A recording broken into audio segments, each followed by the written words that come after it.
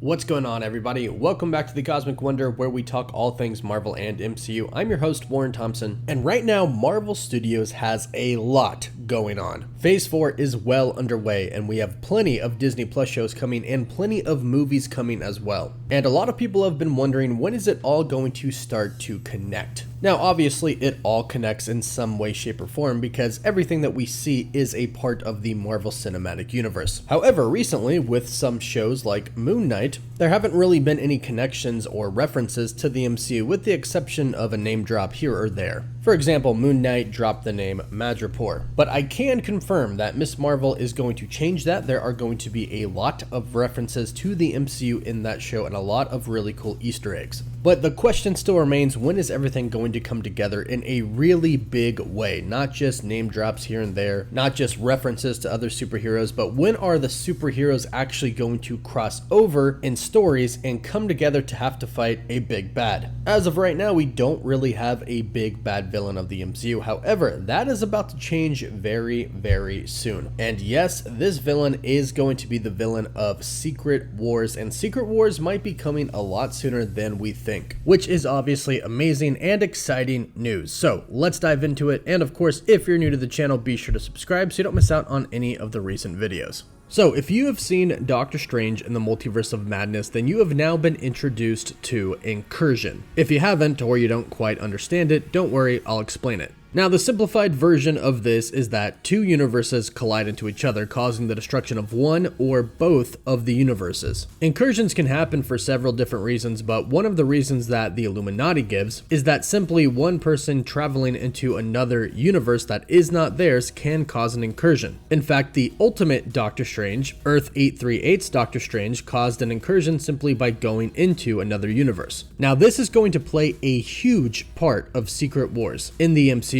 But it is not the start of Secret Wars in the MCU. We'll talk about that in a second, but first, what you need to know about the Secret Wars comic storyline is that incursion plays a really big role in the story. Two universes collide into one, and it looks like this is very clearly being set up in the MCU. In fact, in the post-credit scene for Multiverse of Madness, spoiler alert, we are introduced to Clea, and she says that Doctor Strange caused an incursion already. So the events of Secret Wars are already well underway. But they actually started in Loki. And this is very important to know because a lot of people think that just because God Emperor Doom and the Beyonder and some other villains were the main villains of the comic storyline Secret Wars Battleworld, that means that they're going to have to be the villains in the MCU's Secret War story as well, which is incorrect. Marvel Studios doesn't ever truly stick page by page to the comics. They take inspiration from the stories and that's about it. Which is really good because if they didn't do that, then we would know anything and everything that was going to happen in all of the movies. But it's looking like the Beyonder or God Emperor Doom are not going to be the villain of Secret Wars, but it's going to be the person who has been set up to be the villain from the very beginning in Loki. And that person is Kang the Conqueror. If we go back to Loki in the final episode, we can already see that a Secret Wars battle has already happened. We've already seen a multiversal war. Now, this war was between Kang's variants, and eventually the Kang that we met at the end of Loki, who technically wasn't Kang, it was He Who Remains, he came out on top and he created the TVA and he created the sacred timeline and he kept everything in check. However, when Loki and Sylvie got to him, he made it very clear that if they did not take his place but they killed him instead, essentially his variants would be released and a new multiversal war would come. Now, Miss Minutes told us that the original multiversal war almost ended in the destruction of the entire multiverse, and this is obviously, now that we know this, due to incursion. Now, this would be a little bit of a different incursion. This would be one Kang going to another universe and trying to rule it or completely get rid of it entirely. Because that was the actual goal of all of these Kangs. They wanted to control the entire multiverse, not just their universe. But this new multiversal war, this new Secret Wars, is not just going to be between the Kang variants, because now people are becoming very well aware of the multiverse and incursions. And best believe that our heroes, and heroes of other universes, are going to want to band together to stop a multiversal war from happening. And this is where the main villain of Secret Wars comes in. The main villain is Kang. We've actually known this for a very long time. Now, people tend to forget this because we haven't seen much connection to Loki or really anything else since the start of Phase 4. But don't worry, it's about to go down pretty soon. And I have a feeling when we get to Ant-Man and the Wasp Quantumania, it's really going to hit the fan, because that is when the actual Kang is going to be introduced. Not a He Who Remains variant of Kang, but the actual Kang. And do you remember what He Who Remains said in Loki? Oh, that's what.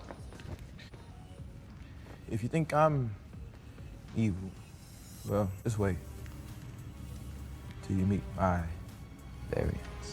His variants are a lot more evil than him. In fact, he doesn't even consider himself evil. He considers himself the person who brought peace to the multiverse. This is not the same Kang that we are going to be meeting. The one that we're going to meet in Ant-Man 3 is going to be the true villain. And from what I've heard, there are actually going to be a few different variants of Kang the Conqueror who are going to be the main villains. So our heroes, the Avengers, Doctor Strange, all of these other ones that haven't really come together yet, they're not just going to have to deal with one Kang, but they're going to have to deal with multiple Kangs. And the Kangs will probably fight each other as well. Kind of going by the original story of the original multiversal war where the Kangs tried to dominate the multiverse, we can assume that the same thing will probably happen here. A bunch of different Kangs will show up trying to take over the universe. So our heroes are going to run into multiple variants of Kang, all of which are trying to take over the universe. But I would like to think that the main villain of this Secret War storyline that is going to happen in the MCU, well, that's already happening in the MCU, is going to be actually our universe's version of Kang the Conqueror, Nathaniel Richards. Now, Nathaniel Richards technically should not be born yet. He is born way into the future, but in the future he comes across a time-traveling machine and manages to go back in time all the way back to ancient Egyptian times, and he becomes the pharaoh Rama-Tut. In fact, in Moon Knight, we got actual Easter eggs for Kang the Conqueror as Rama-Tut, and these were confirmed to be actual Easter eggs. So Kang is here, he's in our universe, but he's most likely right now in the quantum realm, which is why Ant-Man and the Wasp Quantumania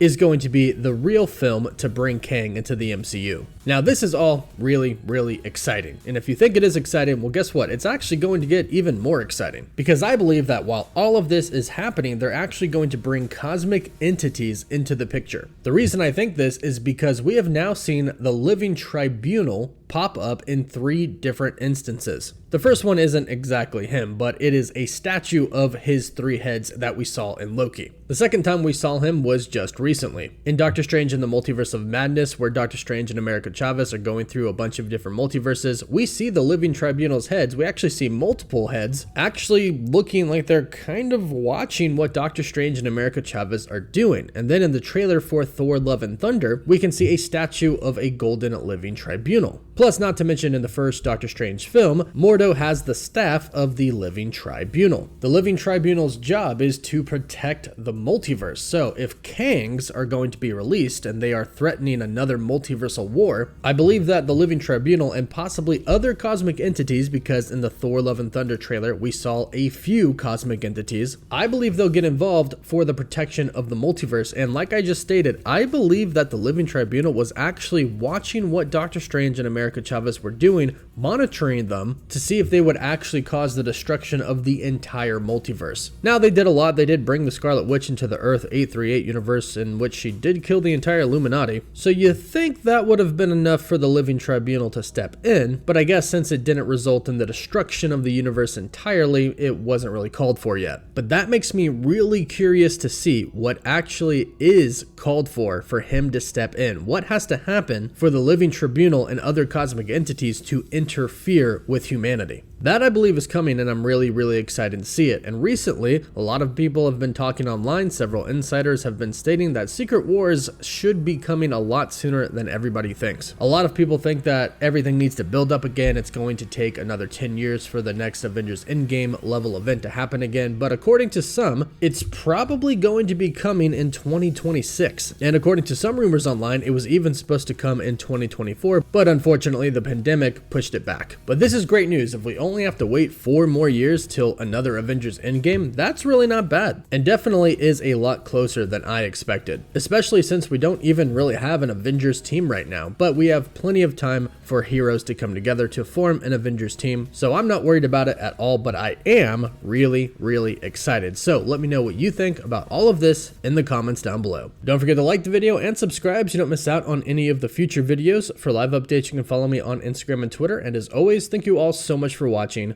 Woof woof.